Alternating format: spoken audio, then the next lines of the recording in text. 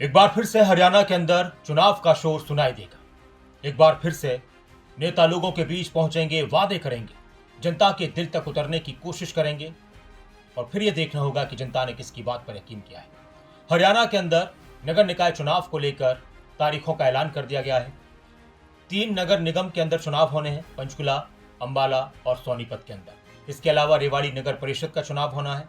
कुछ नगर पालिकाएं भी हैं जहां पर चुनाव होना है और ये सभी चुनाव, इन जगहों पर, सभी जगहों पर मतदान 10 मई को होगा और इन सभी चुनावों का रिजल्ट 13 मई को आएगा। 12 तारीख जो 12 मई है वो खाली रखी गई है। अगर कहीं पर किसी तरह से कोई आपत्ति आती है, दोबारा चुनाव कराने की नौबत आती है, तो वो चुनाव 12 मई को कराया जा सकता है।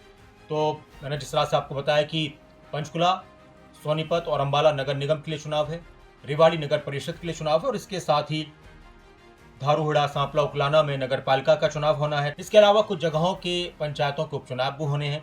अब इन चुनावों को लेकर जहां एक तरफ चुनाव आयोग की तैयारियां तेज हैं, तो वहीं अलग अलग पार्टियों की तरफ से भी अपनी गतिविधियां बहुत तेज कर दी जाएंगी। अब देखना होगा कि कौन सी पार्टी किस तरह से इस चुनाव के मैदान में उतरती है और इस सभी के लिए चुनौती होगी अपने आप को फिर से साबित करने के लिए